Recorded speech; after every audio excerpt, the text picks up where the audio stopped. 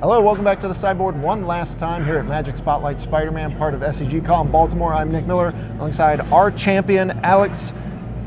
I'm blanking on your name because I'm just staring at this trophy. Alex MacIsaac. Yeah. And I've handed out a lot of trophies in my time here, but never one that I've had to wear gloves that I was not allowed to touch the trophy. But I get to push this over to you. Thank you. A Thanos gauntlet here to celebrate Spotlight Spider-Man. Where are you going to put that thing? Probably just my home office, maybe on my desk. I don't know. Yeah, they'll pretty much let my girlfriend make that decision because she's the one who decorates the whole place. So. Now, it comes with one gem already. We saw the Soul Stone in the Spider-Man set. You may order more gems and deck it out, or you can kind of leave it as is. But tell us about the tournament now. I'm going to get rid of these gloves because this is ridiculous. But 2 spotlights down, 2 leyline decks winning.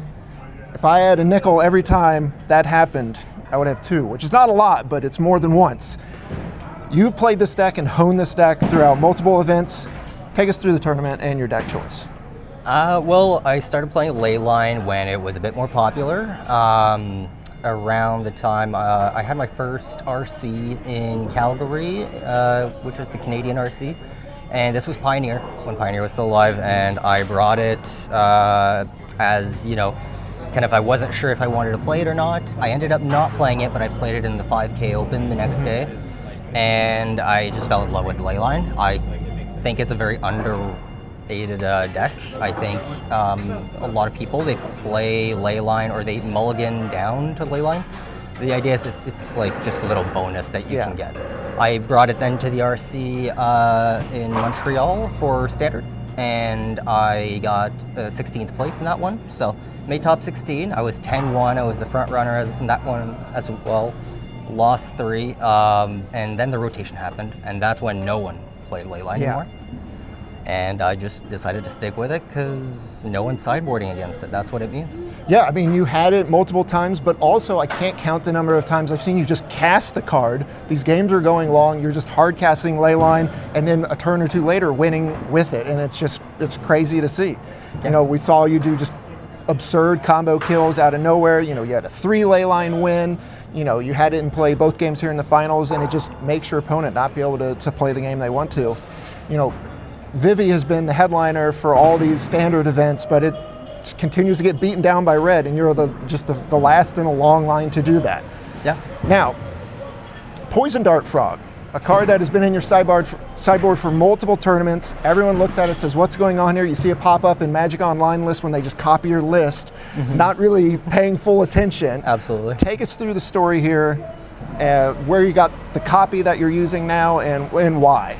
I ordered 4 copies of Razorkin Needlehead in preparation for Orlando. They did not arrive in time, and I ended up actually going to Orlando, and I told myself, okay, it'll be fine, I'll arrive at the event about an hour early, and before we start playing, I will find a copy. And I wasn't able to find a copy. I went to every vendor, they were selling them out because this was like when Razorkin Needlehead was really picking up. And I just had a Poison Dart Frog, and I decided, I don't really need that many sideboard cards. Put it in Haste Magic, and it just really stuck. So. And now you were talking to some people before the finals match started, and they said, now what, you're going to try to get your Dart Frog signed or altered or whatever, and your response was? If anyone wants a signed Poison Dart Frog, just bring one over. I'm happy to sign them. That sounds very pompous of me, but sorry. I mean, it's iconic. Not a lot of people have a card super associated with them. You do now. I can't imagine you registering mini decks without that card, assuming it's legal in the format. Any shout outs to go out over the tournament here? I mean, every single one of my opponents were absolutely fantastic. And a big thank you to my girlfriend Erica at home.